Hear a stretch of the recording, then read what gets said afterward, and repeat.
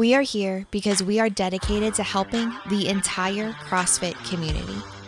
Determined to elevate coaches, box owners, athletes, and everything in between, we believe that this mission will begin right here, right now. While this time and this goal begins with you, our hope is that you take this fire ignited within you and weave it into your own life with the same unrelenting passion to give those you have the privilege of coming in contact with the best hour of their day. Today's special episode features a guest speaker from our Coaches Development course. To learn more about this class and to sign up for it yourself, follow the link in our show notes. Well, let's not give it away. There's Federico. Look at Federico over there. He's fanboying out over this. He was the one who really, I told you this morning, Todd, I said, Federico, you're done. Look at him. Look at him.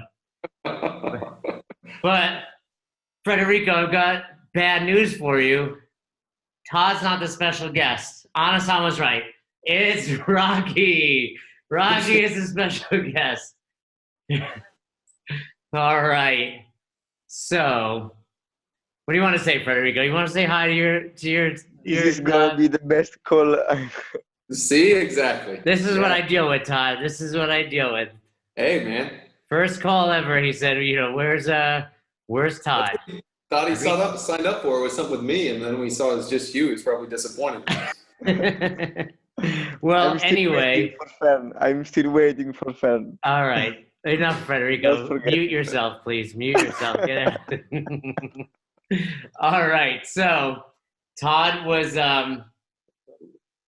late August, Christian. So, let me give him a brief introduction for the handful of you that don't know who Todd is. You probably heard him on the podcast many times.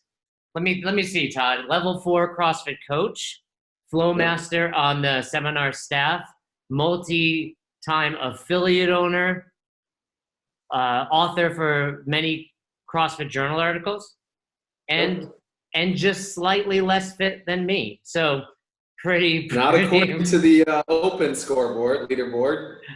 But we'll see what 2021 holds. You guys ready? What did they announce? February 18th, did they say? Yeah, Luke, you excited for it? It's like, it's like tomorrow. All right, Jersey Tony, you ready to chat today? We got Jersey Todd. If you're unsure of someone's name, Todd, it's Tony on the call. So, we have an hour of Todd's time. I'm gonna go through the questions. There's a bunch this week in the Slack group. If we don't get to your question in the Slack group today, it's either because I didn't think Todd. I want to hit Todd with stuff that I know he has a great knowledge base on. I know Teresa had a question about buying a gym, etc., which of course Todd sold one, so maybe we can get to that. But if you have other questions in the group, I'll kind of moderate. I'll push them over to Todd. We'll do our best to get to as many as we can. If I do not get to your question, please, before we sign off, copy it and post it into the Slack group.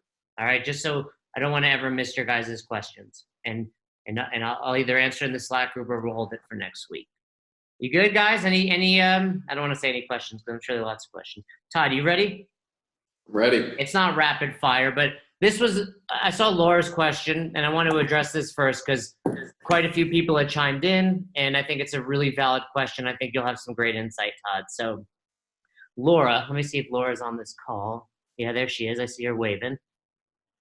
When I'm coaching a class, it's often that another coach who is actually personal training a client will jump in and correct or cue a member in my class.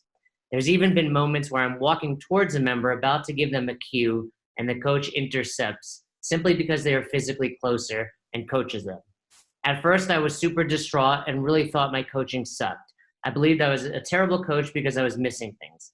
But then I realized that it's not like I'm standing there doing nothing. Sometimes I'm coaching someone else, or sometimes I need a little longer to think over the correction, replay their movement in my head. I just find it discouraging and annoying, and it makes me wonder if it's giving the impression to the members that I'm not on my game. The coach not giving their client 100% attention. That's another story, thoughts, advice, or is this okay? So I think there's a couple things to that.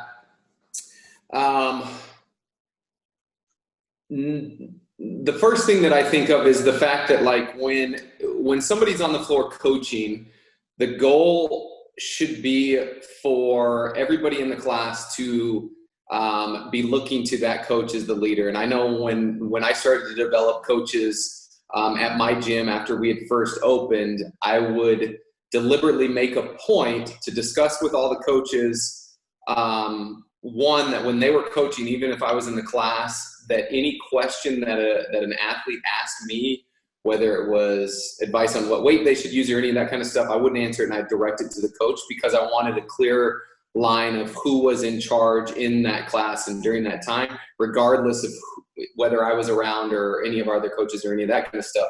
So we were very thoughtful and intentional in that, to make sure that we were pushing all the questions and ensuring that the person leading the class was the one that was giving the corrections, was helping to scale and do all of that kind of stuff.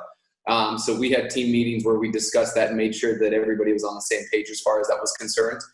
I also know and have been in a scenario where me as a coach, and I'm sure you guys all feel the same way, that like you're so passionate about doing this and you just simply want to help people, that if you're standing there and you see somebody doing something wrong, it's like you can't help but saying something. And that means nothing or no disrespect to the other person coaching or whatever else is going on. It's just like, man, this is my thing. This is what I do. This is what I love to do. And so if I see something, I'm going to say something about it. So I wouldn't be too caught up in the fact that if somebody is doing that, it's because there's no respect for you or they discount your coaching. I think it's probably more so of like, they are just so passionate about it and so eager to do so that they want to jump in and do it. And so that kind of leads to the last piece is like, have confidence in yourself and as a coach. I remember when I first started, I was a little insecure as a coach.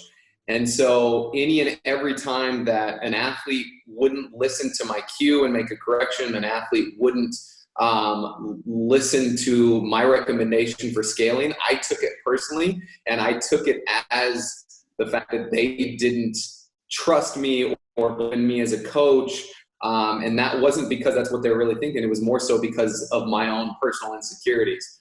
Once I became more aware of the fact that the things that they are doing has 100% to do with them personally and not me personally, allowed me to get over that and realize that, all right, they're making this decision for their own reasons. Let me figure out what those reasons are. So it might be as simple as like having a conversation with that extra coach and be like, hey man, what's going on? I see you're doing personal training. Sometimes you jump in and coach some of my athletes. Am I missing something? Are you just seeing something and want to take care of it, or what's going on? And I think once you kind of have that conversation, you'll probably be in a better position, one, to know why they're doing it, probably not take it quite so personally, and then figure out a way to address it as well. Yeah, I love it. Laura, does that help?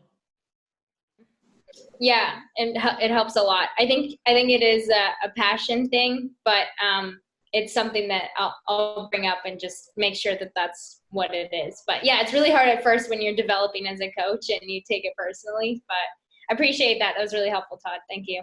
Cool. We have kind of a piggyback question. I just want to add one thing to what Todd said. I think he nailed it. But one thing I try to always remember, I hear it from Tim Ferriss a lot.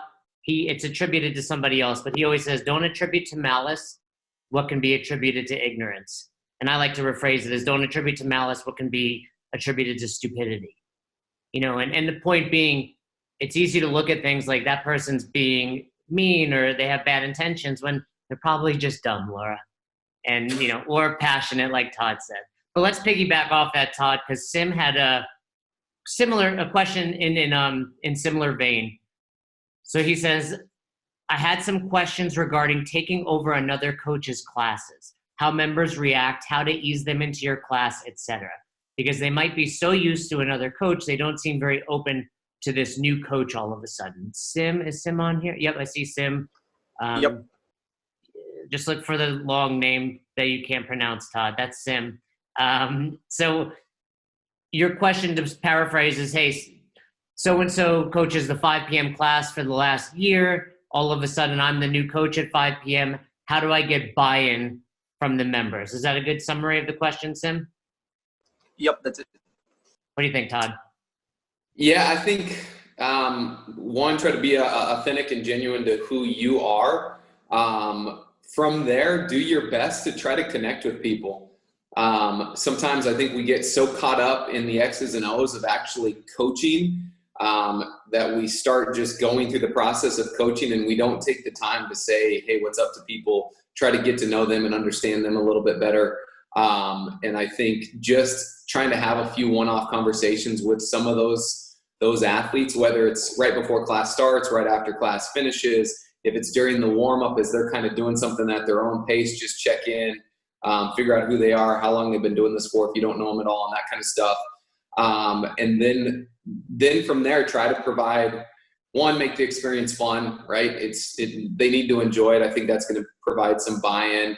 And then try to stay consistent with the way that you handle things. You're going to be different as a coach than your other coach was because we're all different than each other.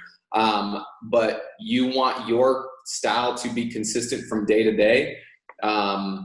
Whether they're not used to it at the beginning, as long as you're authentic and you're consistent and you try to make those connections with people, I think sooner or later they're going to buy into it and realize this is you. If you are trying to mimic this coaching style that the other person did, but that's not really who you are, then it's going to be probably tougher for them to buy in. So just be yourself, give yourself a little bit of grace period to try to get to know people, and do that by having some one-off conversations and some connections, and then just be consistent with who you are and the way you do things. And more than likely it's going to work out and they'll appreciate it, or they'll find another class to go to if they don't want to continue being in yours. And you'll probably attract other people to yours that want to be in your class. Let me piggyback off of that with another question that we've discussed in the group, Todd. You mentioned connecting with the class. You obviously have coached a lot of class. You've traveled the world teaching seminars. What's one way that you quickly connect with people? And what's one way you teach your coaching staff how to connect with people that's a little bit different but measurable? So, for example, I've told these guys to seek out a member's Ford, family, occupation, recreation, dreams, because it's tangible. Like, come back to me with those 4 things. We can measure that. What's one way you quickly connect with people, and what's one way that you've encouraged your coaching staff to do it? One thing that I try to do and what I talk to my coaches about is learn something new about your client. Like everybody in your class, every single time they're in there, and it doesn't have to be like monumental, like mind-blowing new information. It can be as simple as like, hey, what did you do this weekend? That's new to me because I didn't know what it was. But like every single time I'm coaching and interacting with somebody, I want to ask enough questions to learn something new about them. And that's what I encourage, all of my coaches to do. Have that conversation and just figure something out. If you already know maybe what they do for work, you can ask a deeper question about how it's going or where it's leading. If you know about their family, you can always check in on, their wife or their kids or, any of that kind of stuff. So it's not that tough just to learn one more thing. And if you see somebody 3 or 4 days a week and you're gaining at least one new piece of information on them, within 6 months to a year, you're going to have a pretty deep relationship with them because of the amount of information you're going to know about them. And that's going to lead yourself down this path to where you have all of these different reference points and these different things that you can talk to them about and connect with them on. So that's only going to make it easier and easier for you to connect. Yeah, last week we spoke about coaching small classes. Monday, I coached one person at the 6 o'clock class. This guy, Eric, I really got to know him. And it was like 4 and 5 were crazy. I said to Eric, I go, hey, are you married? I've been coaching him a couple months. He goes, well, yeah, my wife's out of town. I was like, that sounds interesting. I was like, I learned 2 things about you just now. So I love it, Todd. Always learn one more thing. Do you remember the first time you heard Chuck Carswell give you that advice? Yeah, do you remember the first time you heard him say that? No, not the first time I heard him say it. I've heard him say it so many times that I can't remember the first time. All right, let's get into well, first of all, let me follow up. Sim, we answered your question suitably, Sim? Yeah.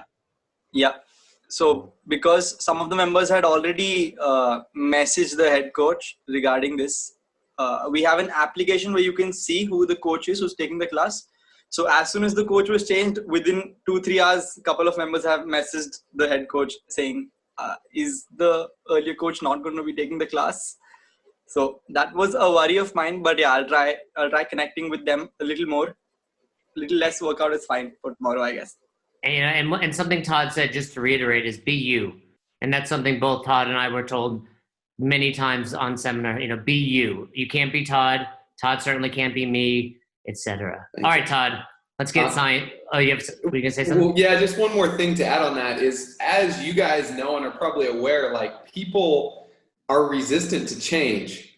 I can't tell you how many times, like, I've had to fill in for somebody or somebody fills in for me and we don't go into our schedule beforehand and change the coaches' names.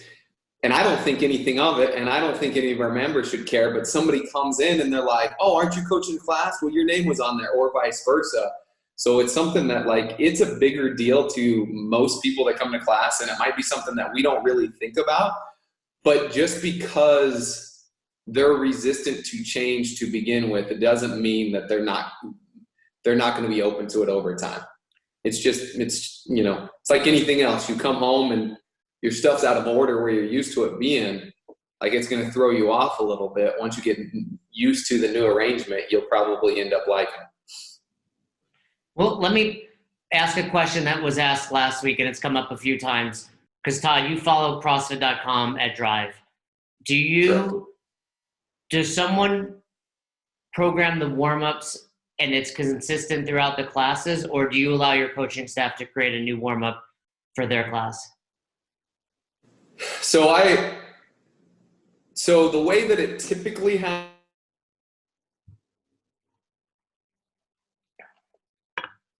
Todd's got terrible Wi-Fi. He's frozen. We'll give him. He was going to give a great answer. You guys aren't frozen, right? It's all Todd, right? His face, though. His face, though, yeah. Can somebody screenshot that and post it? Let me see if he's texted me. Well, he hasn't answered yet. But he always blames on me. Here's what I've noticed. When I plug in, I don't know why, but my connection, it never freezes when I use my Apple Buds. I don't know what it is. So I'm sure he'll hop back on. Let's I'll handle a question or two while we're waiting for Todd. I see Miles' question. Is Miles on here? Yeah, he bounced off. Okay, I see you, Miles. Let's and by the way, guys, I really love that you're all chiming in on these questions. They don't have to be completely reserved for these. We can dive deeper into them, but Anasan and Teresa, all you guys that are chiming in are great. Quick question. Just lately, we had complaints about music in the gym, mostly that the tracks were getting repetitive and overplayed. In response to these complaints, the owners of the box have switched to an app called Mixcloud. It mainly plays mixes and mashups. Now it seems we have even more clients complaining. I felt like as soon as we responded to the criticism of the music, we then opened the door for everyone to do the same. I really don't care what is played. I just want everyone to be happy. Has anyone had similar happen, and how did you handle it? Let's see. So I think Anasan summed it up perfectly. We're not DJs, we're coaches. And, also what you just nailed in that question itself, Miles, was you're not going to make anyone happy. And the problem is, as soon as you try to make one or two people happy, the rest of the people are upset that you're not making them happy. I think music plays an important role in class. I know for me, we were talking about this last week. Music for me gives me energy for the coaching, which then, translates to the class. Unfortunately for the classes, the music that gives me energy is music no one else wants to listen to. Def Leppard, Guns N' Roses, anybody? But I do my best to do that during like the warm up, during maybe the strength portion. And then during the workout, I might ask one person, what do you want to listen to today, and try to mix it up. But again, once the workout starts, I mean, you guys can vouch for this. You don't hear the music anyway, right? You guys even the music's gone. We did 3 minutes of, and I love it, Laura. We did 3 minutes of burpees last night, and I was like, all right, Amy, play something really good for 3. I couldn't tell you what she played right now, right? So, And I like what Laura's saying anyway. We don't play reggae tropical music. It's interesting, Pablo. But I like the idea of having a theme maybe on some days. Let's see. I don't know. Todd's supposedly. I finally made it back. Did I? Oh, are you still on here? All right, we're talking about music, Todd. What do you guys? Go ahead. My opinion is it's. Here's the way I always look at it. For every song or style of music that one or two people like in my class, there's an equal number of people that hate it. And so I try to change the music and play a variety of it and keep something relatively like just neutral. I don't like just not too extreme in any direction because I think it's kind of irrelevant. As much as one person might really like it, somebody else hates it. And so if I get too caught up in that, or my coaches or anybody else gets too caught up in it, it's like, you're missing the point because I promise you somebody else doesn't like this. So I just try to provide as much of a variety as I can. I like that chiming in there. And Pablo, I was just about to say that, I made a workout mix. It's on Spotify under my name somewhere called WAD, like 7 years ago for a competition I threw. And I literally just put that on shuffle every day. And it's got 80s, it's got Rocky IV, it's got modern. And when there's enough teens in the class, I'll be like, what's cool these days? And they'll name people that I don't know who they are, and I just throw some of that in there. But yeah, I guess big picture, what we're saying is it's irrelevant to what you're doing. And worst case, I'd be like, hey, go buy yourself some Apple Buds. And once the workout starts. No way. Don't ever say that. Why not? You're the guy that wears those in class, aren't you, Jay? Has to have your own music. When you have a running workout with 200-meter runs, you take your phone and your headphones with you on each 200. That's one of my biggest pet peeves. I put Dave Matthews on. Oh, the worst. By the way, Fern and I bonded on Dave Matthews the other day. That's the first thing we have in common. Who said it was the biggest pet peeve? Was that you, Luke?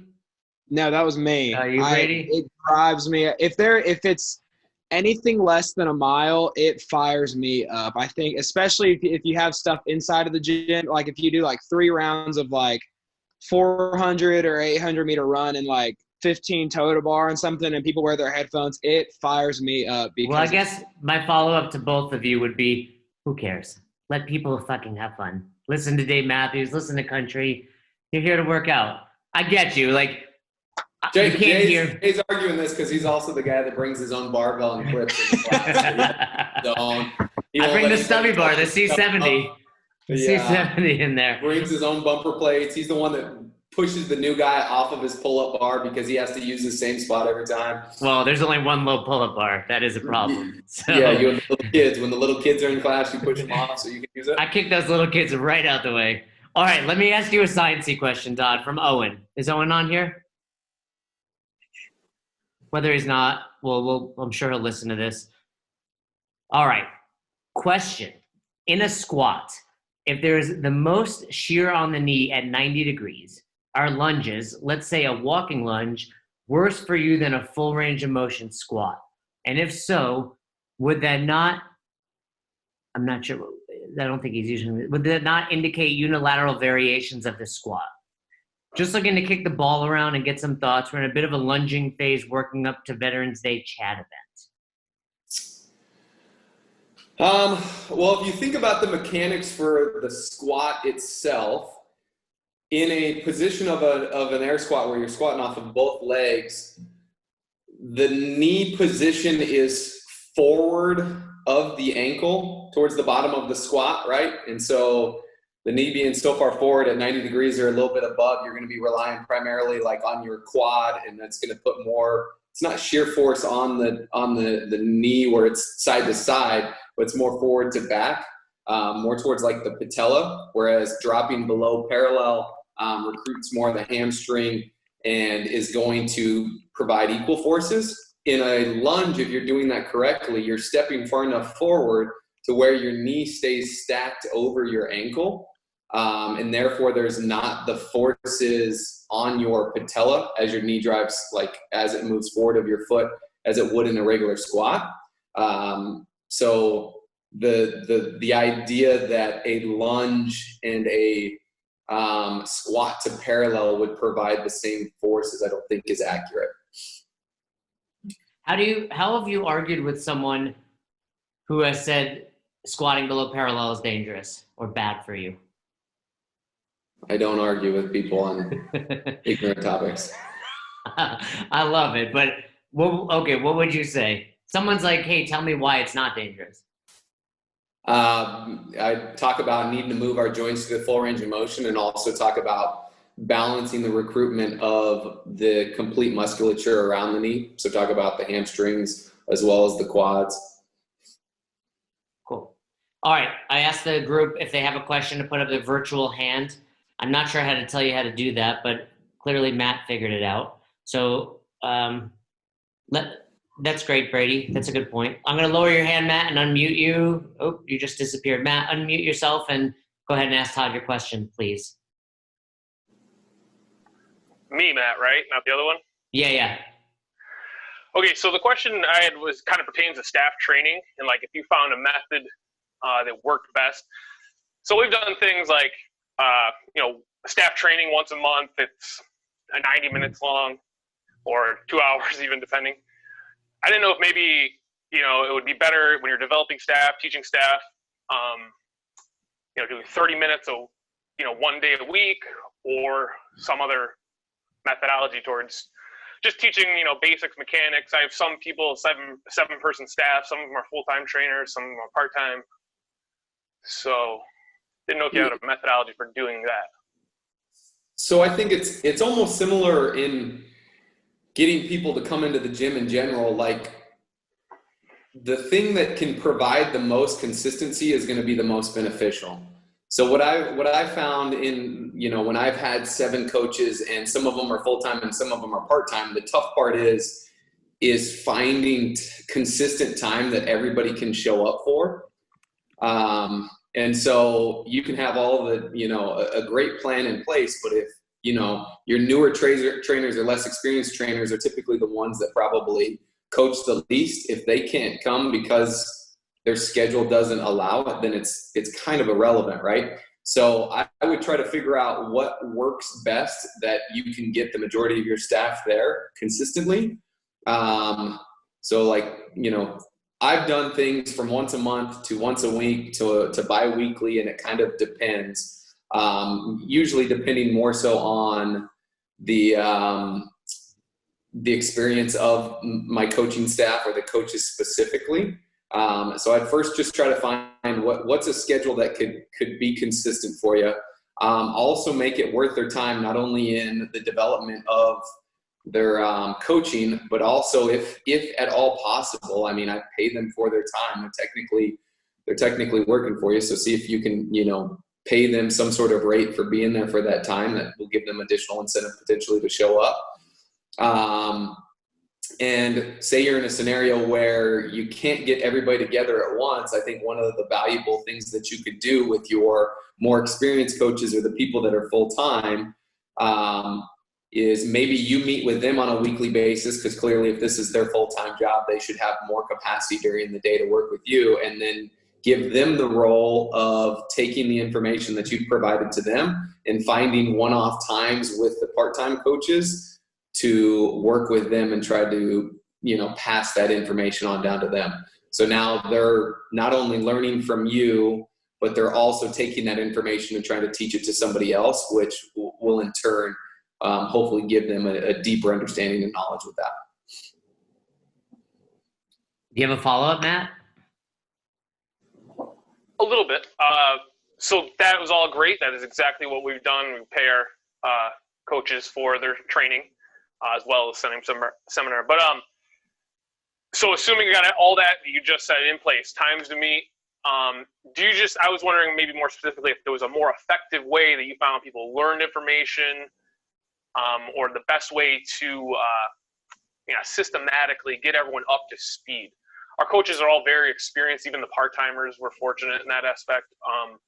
So now it's kind of taken our coaches from like just a level of like good competency to maybe like outstanding performance is in theory what we're shooting for. But well, then I would, if that's the case, if everybody's got a pretty solid baseline on things, I would either make it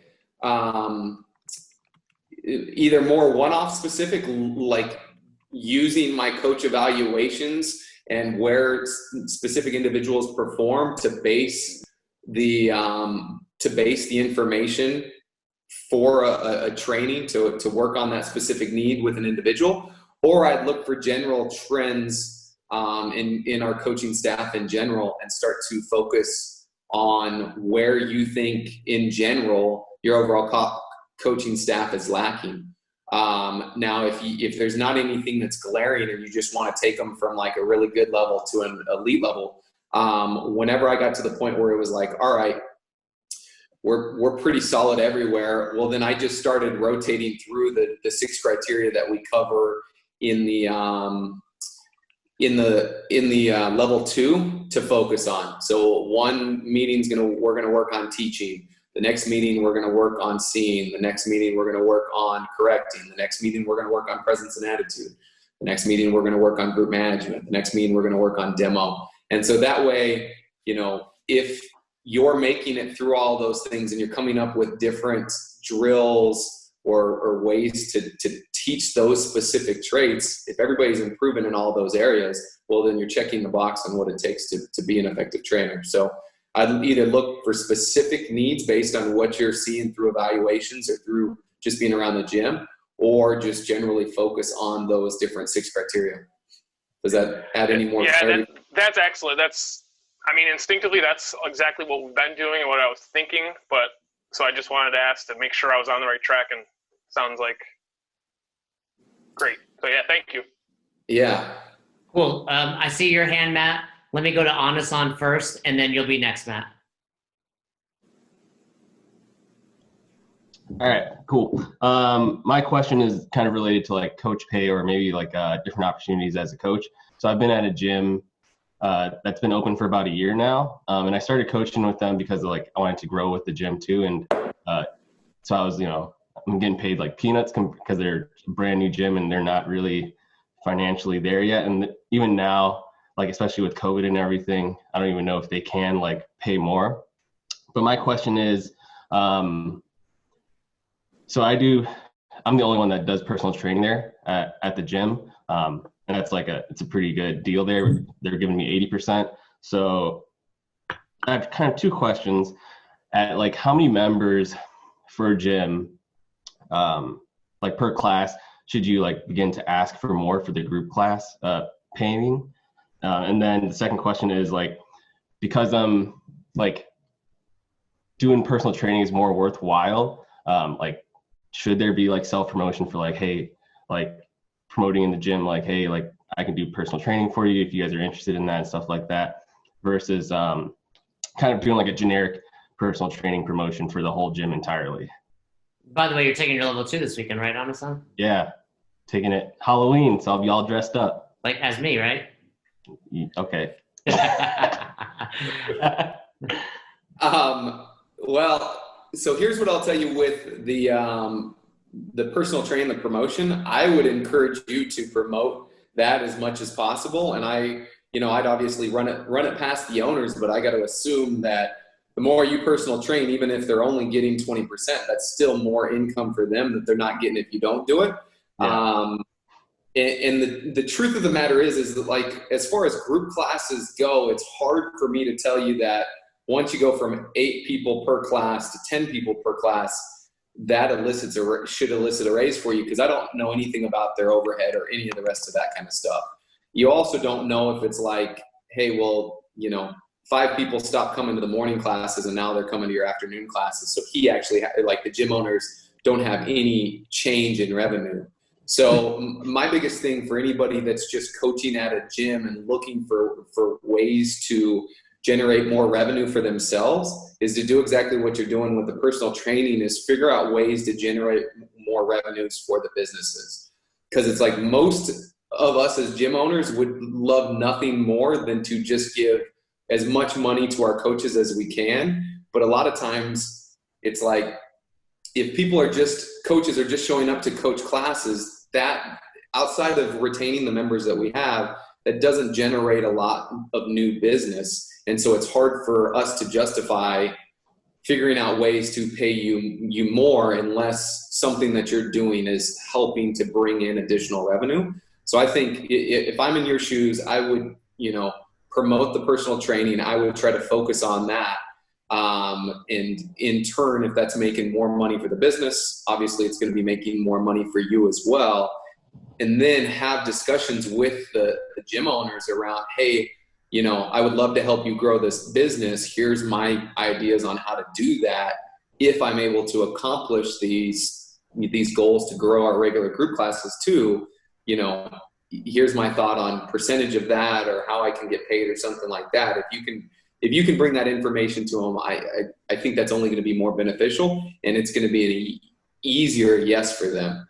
Because otherwise, I don't know where they're at, and potentially their hands are tied, especially like you said with COVID and all the rest of the stuff. My follow-up question would be: would you ever allow coaches to have different personal training prices? Yes, I would let people charge whatever they think they're worth and whatever they want to get, right? So I would say absolutely yes, because I charge more for personal training than my newer clients do, or my newer coaches do, excuse me. So yeah. Cool, thanks. Yep. Jay, do you have anything to add in any of that? No, I agree with you on all of that. Yeah, and I'm a big fan of letting coaches chase after their value. If the box owner is getting a percentage, it's just more money for them. The more you charge and the more you can generate. So, all right, let's do 3 last questions. We'll go Matt, then Miles, then Tony. All right, so Matt, you want to shoot your question at Todd? Yes. So one thing, I just want to make sure what I'm doing, what I'm saying is right, basically. I've been trying to be like really, really simple and then specific with everything I'm doing, especially coaching. And let's just talk about, let's say, newer athletes. Let's just use clean for an example. Is there such a thing as being too simple, or I'm just going to try to tell how I do it? So if I'm going to teach the power clean, instead of going with them to the progression of the pull, the shrug, and then the high pull, which usually happens, they do like a reverse curl, bodybuilding style. And then I'd just be like, well, bring it from the hang to the shoulder and jump and bring the bar from the hang to the shoulder. And then if they put the bar forward, I'd be like, well, don't touch this PVC pipe. And if for any reason they do not get their elbows up, I'd be like, do that with the elbows up. So I just try to be really specific and save some time for me, especially with the class, because in the class, there's the RX athlete, the elite athlete, the intermediate athlete, and then there's a bunch of beginners. So I just try to be specific with that. So my recommendation would be to always coach to the lowest common denominator, right? The lowest level person in the class. And the truth of the matter is there are very few of us that are dealing with many elite athletes, and therefore, and even the elite athletes still need to practice the mechanics of this stuff. So keeping a simple progression and going over that complete progression every single time.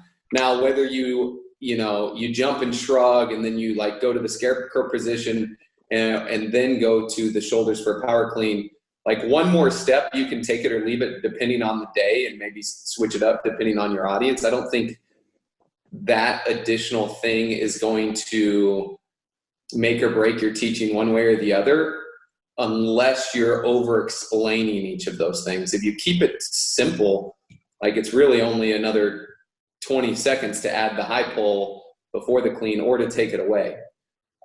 So it sounds like you're doing the right thing by trying to keep it simple. By doing that and looking for everybody in the class, all the skill levels, they're going to continue to improve their mechanics, and that's what you want. I come from a background of playing baseball. Before I ever went and swung off a live pitching, I always hit off the tee first, and then I did flips or soft toss. The same thing happens with the world's best hitters. So there's no reason why everybody in the class shouldn't have the PVC or the barbell in their hand, going through at least a 3 to 5 step progression in order to refine their mechanics before they start loading up the bar. So it sounds like you're doing the right thing. Yeah, thank you. Because that's what I try to do. If I see like a really beginner athlete in the class, I don't spend talking about the height pool because I know it's gonna mess up their understanding. They're not gonna do it right, and I'm gonna waste a whole lot of time with them. So I just be like, well, bring the bar from the hips to the shoulders, and if they do something wrong, I just go there and talk to that specific person. But yeah, all right, thank you. Yeah. Very cool. Miles, you ready? Yeah. I've been looking at the schedule over the winter, and I've been debating either taking my L2 or addressing a weakness of mine, which is Olympic weightlifting, and taking like the Bergeron weightlifting course. I was just going to ask you, what are the advantages or disadvantages of each? Especially now that I've been taking this Ackerman course, I kind of feel like the L2 might be, something I could put on the back burner for a while. I'm teaching you way more than the level 2, so you're right. What do you think, Todd? I know Todd's answer, but go ahead. Yeah, I mean, my answer is going to be the level 2 course because, like, the Olympic stuff is great, but the thing that makes the level 2 so valuable is you're actually going to get feedback on your coaching.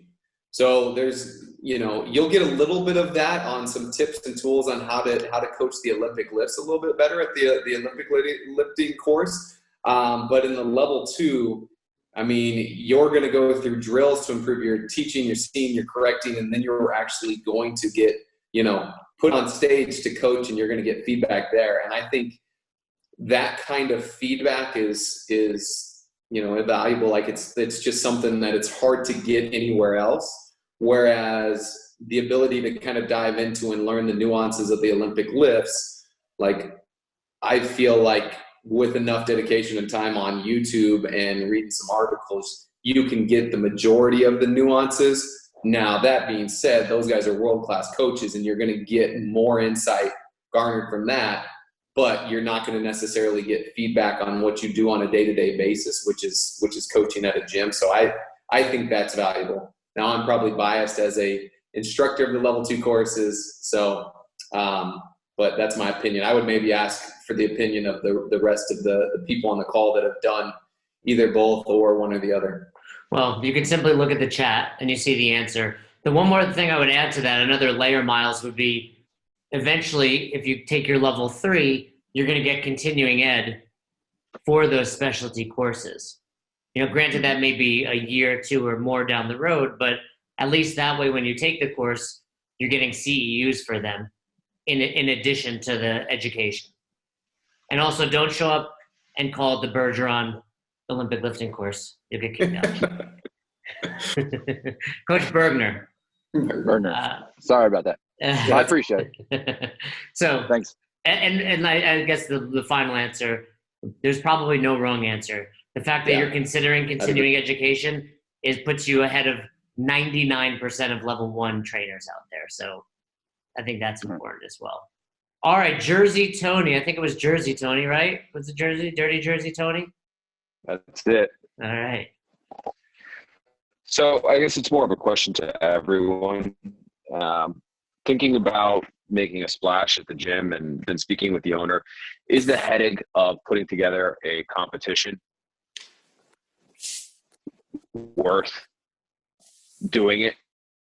Because the perfect for a summer type event. And I know that our place has potentially tried to do it, but have never gotten it off the ground. And I wanted to know, and I started having a conversation, and he's about it.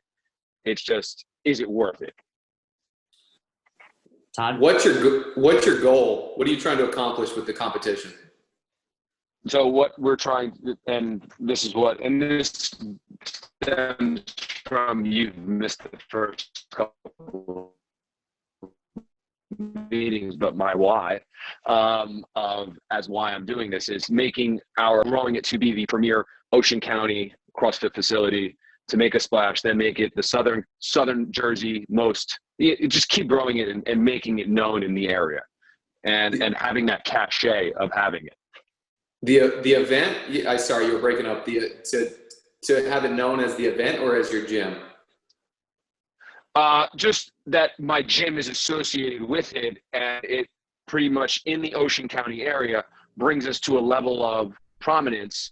I mean, because you obviously have the Asbury Park Games that are in our area, so that's obviously well known. There's a couple other places in Monmouth County that hold very good events, but in Ocean County, there really isn't one that is out there. And with everything that's happened with COVID and everything like that, I know me personally, I mean, I signed up for the fitness experience in Texas just to do an online qualifier that just was released. So I know that it's out there and it could potentially be advantageous for us, but is it worth it?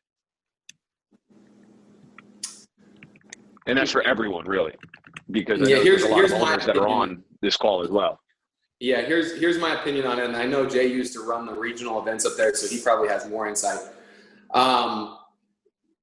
So number one, running events are a lot more work than you think of right off the bat if you've never done one before.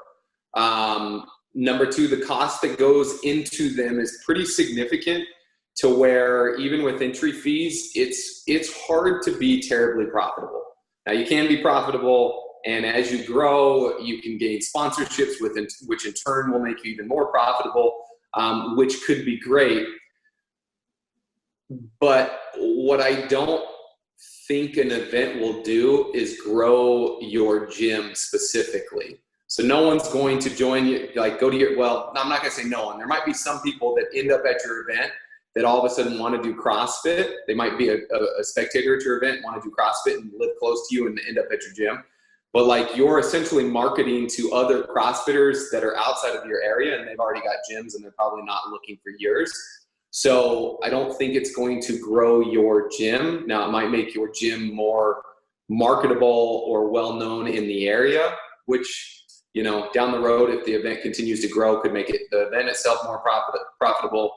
One of the things that, the other thing that you consider with the amount of effort that goes into running an event, if you took that, if the goal is to grow your gym, if you took all the effort that goes into running an event and you put that into marketing and growing your gym, I think your gym is going to be better off and more profitable based on that effort. But same deal, it depends on what you want. If you want to run and own an event and make the event a cool thing, then, you know, it's just like an affiliate. It's a little bit of a labor of love, and in a short-term period, the returns that you're going to get are probably going to be low. There's going to be greater returns as you guys get in the swing of things over time. I think can be great, but I guess that's my 2 cents there. Jay or anybody else, whatever you guys think. Todd nailed it, Tony. I mean, I've gotten into this recently. And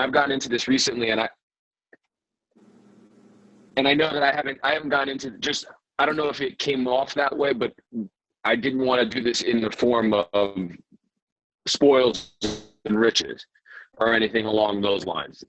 That definitely wasn't one of the reasons for doing it. I mean, I'm getting into this for the passion, so I didn't know and if it came across that way about profit or anything like that. I don't want that to be. No. Well, whether you're in it for profit or not, profit's got to be a part of it, right? If you work really hard for something and you lose money, you're just not going to be able to continue doing it, right?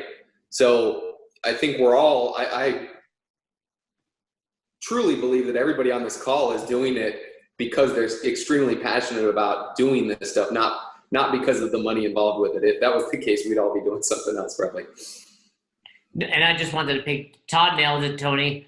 I used to run the regionals, which was kind of a different thing because I was getting paid to do it, and it was mostly my effort and energy. But we used to run 3 or 4 local comps a year, and just like Todd said, you're not really benefiting your box. You're exhausting your coaching staff. You're closing down your gym. Your staff takes a week or 2 to recover, and you're appealing to other gyms. I would rather see you put that energy into making your box better, developing your coaching staff, etc. I think it would take years at this point to make your event that profitable that it's worth it. And even at that point, I don't think the profit is very substantial. And there's more and more competitions turning up every day.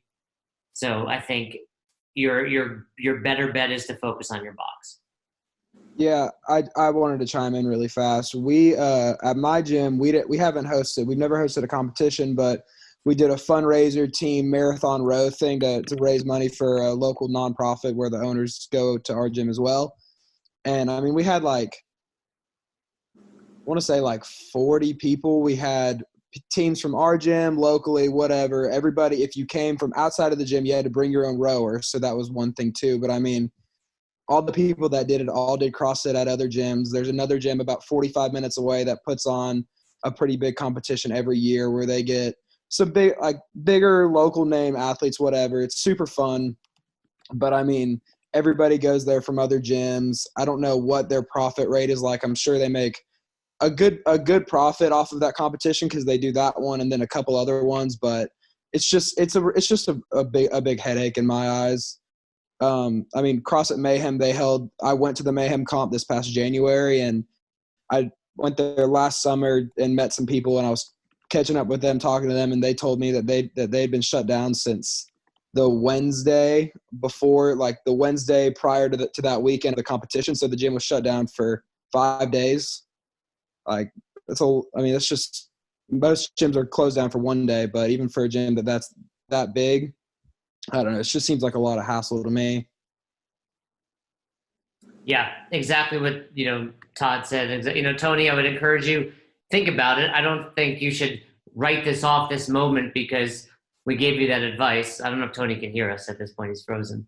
But, no, yeah, I can. Okay. I can. Okay. But I would just say think about it a little more than just the idea that this is what's going to take your gym to the next level. That's all. And there's certainly nothing wrong with it, but maybe rather than jumping off with a full competition, you do an in-house. I think in-houses are maybe a little bit more valuable, or really promoting the open for 6 weeks or 5 weeks, whatever it is. Just focus on your members first. That's what I think Todd and I are both getting at. All right. Thank you, guys. Todd, you guys are welcome. Hey, Todd, do me a favor. We're wrapping up. Can you please drop some knowledge, motivation, something for these guys? I mean, like you alluded to, you're on a call. They're on a call twice a week. They're chiming in. They're doing homework. They're, working in Slack. They're the people that want to get better at coaching. They're the next generation of seminar staff, box owners, level 3, level 4 coaches. Can you give them? Here you go, Pablo. Pablo's excited. Sim's over there. If you were to wrap this up and get them fired up to be the best coach they can be, what would you say? I would say the two big things to focus on in my opinion. One is really what we talked about earlier, as far as taking the time to really connect with your members and get to know them. It's unbelievable how much you can learn about people just by asking 1 or 2 questions and really not doing it just to check a box, but to really be interested in people. And it's like those kind of connections are what makes this community so powerful, and what makes your affiliate so powerful, and what will make you successful as a gym owner or a coach or any of the rest of that stuff. And then as far as the coaching is concerned, man, the more I learn about this and the more I experience it, the more I see and know it's just the simplest stuff is what works the most. Know the 9 foundational movements inside and out. What are the points of performance? What are the teaching progressions? What are the expected faults? What are a handful of cues to fix those faults? And with the programming, keep the workouts and the programming relatively simple so you have time to coach. If you get people doing the simple things well, they squat well, they deadlift well, they press well, I promise everything else is going to fall in line. So just don't get caught up and chase all the shiny objects like I did when I started coaching and get too enamored with the things that seem sexy and cool. It's like, keep it to the simple stuff. The better you guys get with that and the more you connect with people, I think the more successful you're going to continue to be. Great advice, Todd. Okay, we'd be remiss if we didn't call on Federico one last time. Federico, did this live up to your dreams? I'd like to ask a question to you both. Oh, okay. But are you happy with this? You got to speak to Todd? Yes, I'm totally happy. Okay. One, Miles, nice shirt. We have the same with Miles that is driving his car. Okay. One question. In Italy, gyms are closed again, and athletes are so disappointed, and we are forced to work out outside, and the weather is not accommodating. What can I do to keep their mind focused on the workouts and to give them the best hour of their day or the best 45 minutes of their day? Because I really love them and I really want them to have the best hour of their day in this period where gyms are closed again and something like restaurants and other activities are closed again. And have you got any tips, any? Yeah, well, here's what I got for you is number one, you need to live and be the example that you are hoping for them to follow along. So if you want them to do the daily workouts, you better be posting your scores and putting up video of you doing the workout. And then from there, you need to make it as simple and easy for them to succeed with as possible. Right? It's like on a normal day when the gyms are open, we've got 60 minutes worth of programming and people can do all kinds of stuff. Well, at home, they're not going to be motivated to do that, or at least that's not what I experienced when I went through the process of gym being closed. All I want to do is check the box, and that could be as much of like a 5 to 10 minute workout. And if you can make it super simple for them to execute and succeed with, whether they dial into your Zoom classes or whether they do it on their own, give them something that they can actually do, because if they move for 5 or 10 minutes and they get their heart rate up and they sweat and you've already shown them that you're doing it, so now they have the leadership in place to follow along with, I think that's going to go a long way, as opposed to, trying to plan the perfect at-home workout and make sure that you're running enough Zoom classes and all that kind of stuff. It's like, man, give them something simple that they can actually accomplish and that it's going to be easy for them to do. And then lead the way by being the example of what you want them to follow, and hopefully they'll be inspired by you and continue to do that. Because I'm sure it's not lost on them on how much you care about them and how passionate about it than you are. So that's my advice for it. Thanks, Todd. Yeah, man. Thanks. All right. Well, thank you, Todd, very much for coming on the call.